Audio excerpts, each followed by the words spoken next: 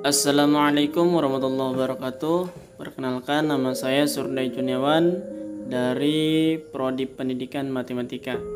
Kali ini saya akan membahas materi tentang logika matematika, diantaranya proposisi, proposisi komposit, nilai kebenaran komposisi komposit, dan tabel kebenaran. Langsung saja kita simak materinya sebagai berikut. Yang pertama ada proposisi atau bisa kita sebut dengan pernyataan. Sebelum kita membahas lebih jauh apa itu proposisi, di sini kita harus tahu dulu bagaimana pengertian dari logika matematika itu sendiri. Nah, di sini logika matematika adalah cabang matematika yang memberikan dasar cara berpikir yang sistematis dan logis. Itu pengertian dasar dari logika matematika. Nah, selanjutnya kalimat bukan pernyataan. Di sini dijelaskan kalimat yang belum dapat ditentukan nilai kebenarannya. Jadi kita belum bisa menentukan nilai kebenarannya, maka di situ tergolong kalimat bukan pernyataan atau bukan proposisi. Nah, untuk memperjelas sebagai contohnya, ya kita lihat kalimat terbuka, kalimat perintah, kalimat pernyataan, dan kalimat harapan itu bukan termasuk kalimat proposisi karena di situ belum dapat ditentukan nilai kebenarannya. Untuk lebih jelasnya, saya membuat 10 contoh proposisi. Mari kita analisa bersama. Apakah itu termasuk proposisi atau pernyataan atau bukan? Yang pertama, di situ ada Semarang, ibu kota Jawa Tengah. Jika memang Semarang itu ibu kota Jawa Tengah, berarti itu proposisi. Artinya apa? Kebenarannya sudah bisa ditentukan. Itu dengan real atau benar bahwa Semarang itu ibu kota Jawa Tengah. Begitu. Itu berarti termasuk proposisi. Nah, yang kedua, A faktor dari 6. Apakah itu proposisi atau bukan? Jawabannya bukan. Karena apa? Karena nilai A itu tidak disebutkan berapa. Artinya di situ dijelaskan nilai A belum dapat ditentukan kebenarannya.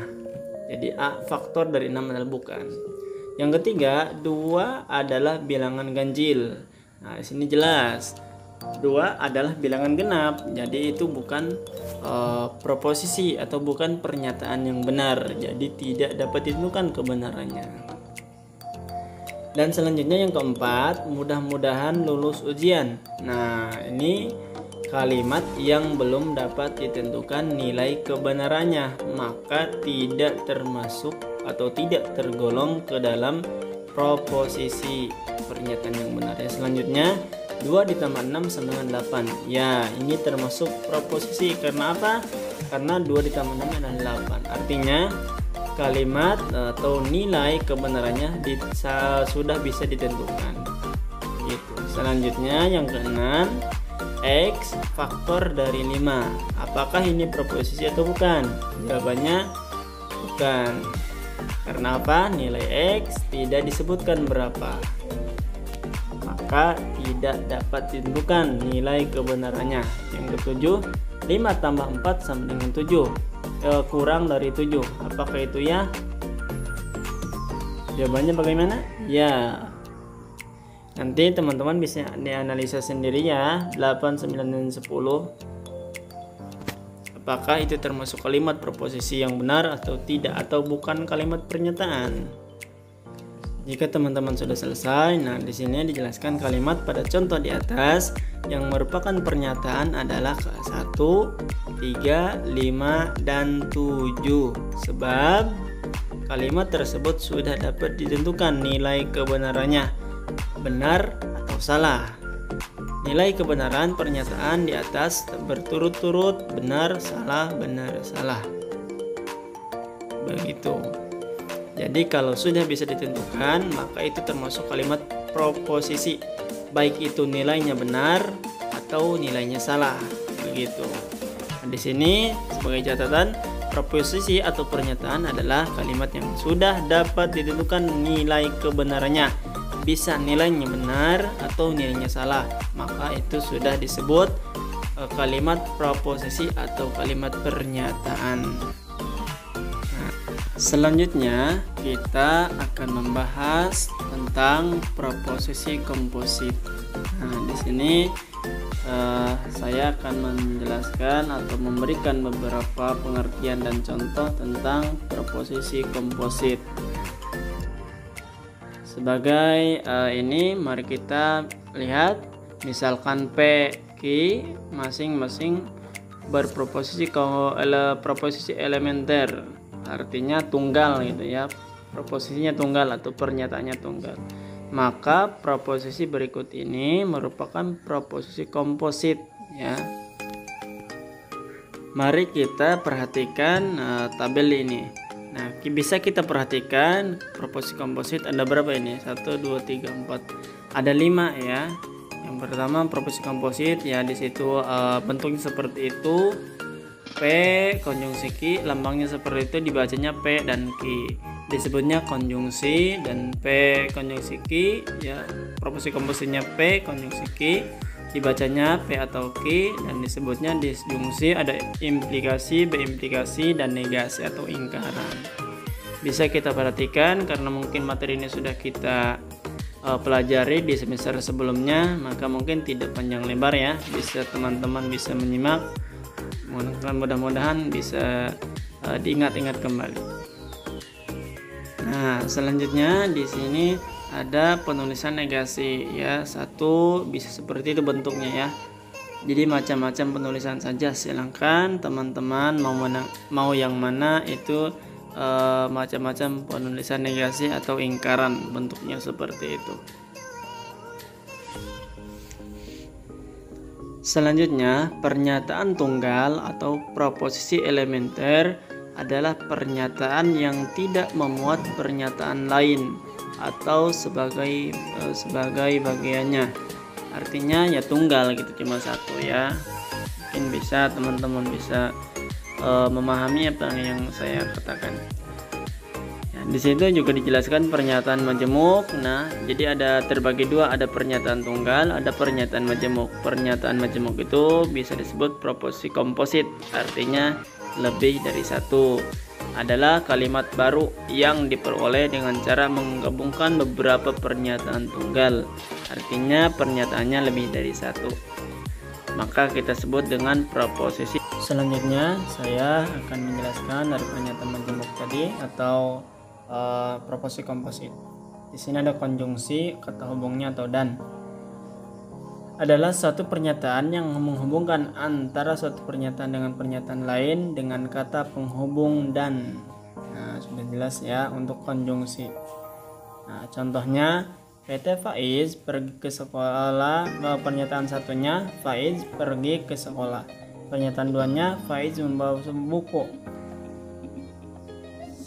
Kesimpulannya Faiz pergi ke sekolah dan membawa buku. Nah, P1 konjungsi P2 sama dengan Faiz pergi ke sekolah dan membawa buku. Nah, ini lambangnya ya, lambang dari konjungsi seperti ini, V terbalik ke bawah, dan kata hubungnya dan.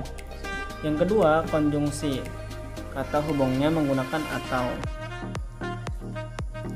Adalah satu pernyataan yang menghubungkan antara satu pernyataan dengan pernyataan lain dengan kata hubung atau.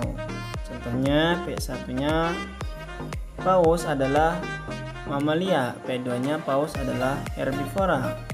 Kesimpulannya, paus adalah mamalia atau herbivora karena menggunakan kata hubung atau.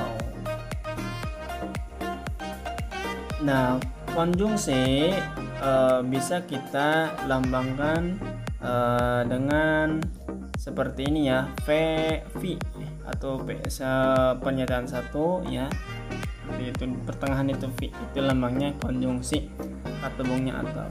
Selanjutnya yang ketiga implikasi, kata hubungnya jika maka.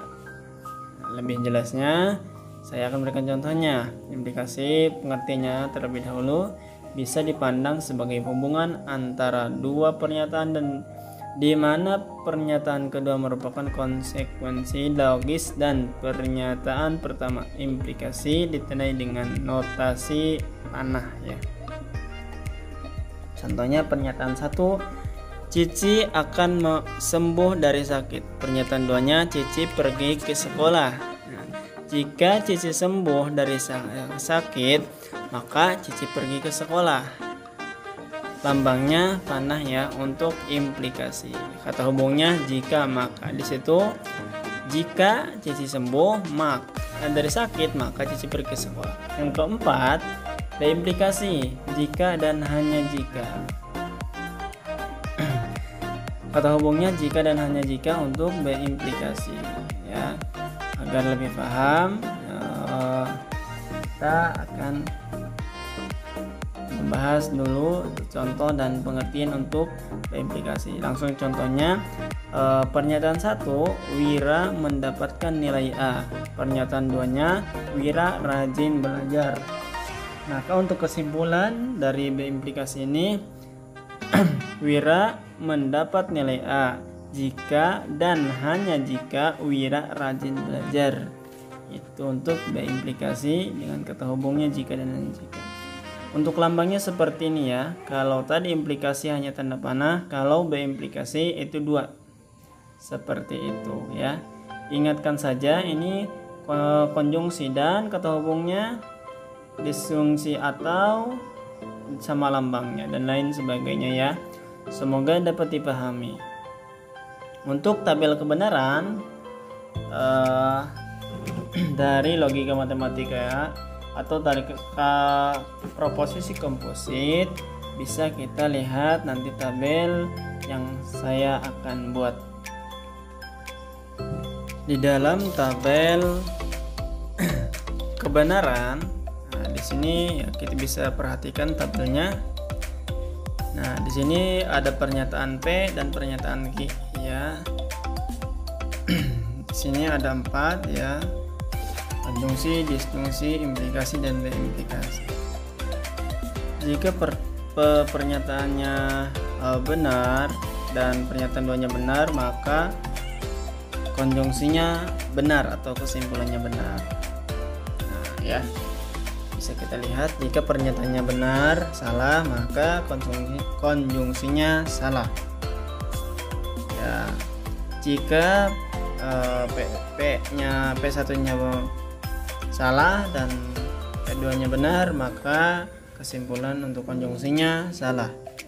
Jika P-nya salah dan Q-nya salah, maka konjungsinya salah. Coba teman-teman perhatikannya, konjungsi jika satu yang kesimpulannya benar, jika kedua pernyataan P dan Q bernilai benar. Nah, jika salah satu pernyataannya salah, maka konjungsinya salah. Itu kesimpulan untuk konjungsi. Jadi bisa kita lihat. Selanjutnya mungkin disjungsi ya, bisa kita lihat bentuknya hampir sama ya. Bedanya mungkin jika salah satu pernyataannya salah, maka untuk disjungsinya adalah benar, kecuali hanya satu yang bernilai atau kesimpulan salah jika nilai P dan Q bernilai salah. Jadi jika P1 salah, P2 salah, maka untuk disjungsinya salah. dan untuk selain itu adalah benar. Untuk implikasi juga sama dan berimplikasi juga tidak jauh berbeda, tinggal teman-teman perhatikan ya. Saya rasa teman-teman sudah paham ya. Tidak perlu saya jelaskan lebih dalam karena mungkin materi ini sudah kita pelajari, jadi tidak akan terlalu sulit untuk mengulang kembali. Semoga teman-teman paham. Terima kasih atas perhatiannya. Jika ada pertanyaan silahkan tulis di kolom komentar. Wabillahi taufiq wal hidayah. Assalamualaikum warahmatullahi wabarakatuh.